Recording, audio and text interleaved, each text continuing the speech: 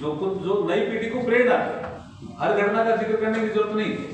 ये हर प्रधानमंत्री के मन में कोई चीज हो सकती है जो हर नई पीढ़ी को प्रेरणा दे। मैं इस पुस्तक को पढ़ूंगा, अभी पढ़ने के बाद इस पुस्तक पर टिप्पणी करूंगा।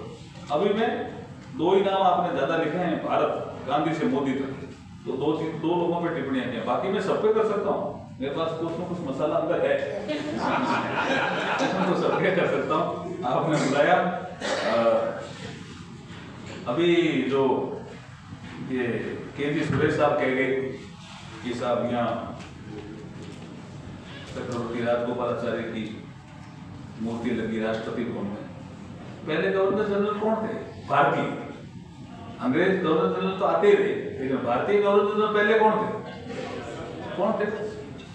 यही थे। पहले भारतीय गवर्नर जनरल भारत के 48 में यही बने। पहले तो माउंटबेटन, देश आजाद होने के बाद, फिर उनको बुला लिया, भाई आ जाओ, आप देश आजाद हो गया, शाहपुर हो गया, क्या कर रहे हो आप, यहाँ आ जाओ, भारत अपना काम करेगा। तो जो पहले भारतीय गवर्नर जनरल बने वो चक्रवर्ती राजगोपालाचार्य बने, और उनकी ही मूर्ति नहीं है यहाँ राष्ट्रपति भवन में। तो ये सुधार का काम कोई कर रहा है तो वो भी नरेंद्र मोदी जी कर रहे हैं। और उसी से मुझे ध्यान आया, इंडिया गेट घूमने जाते हो? जाते हो नहीं जाते? जाते हैं ना।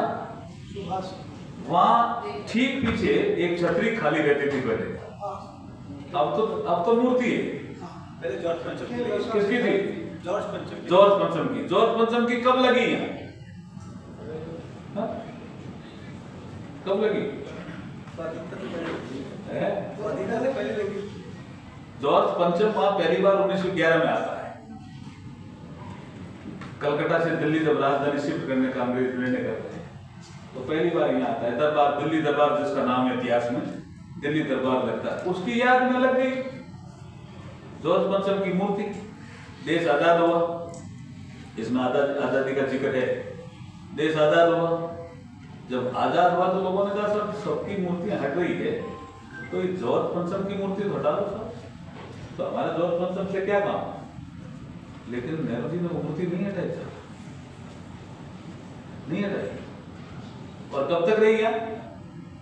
1968 तक।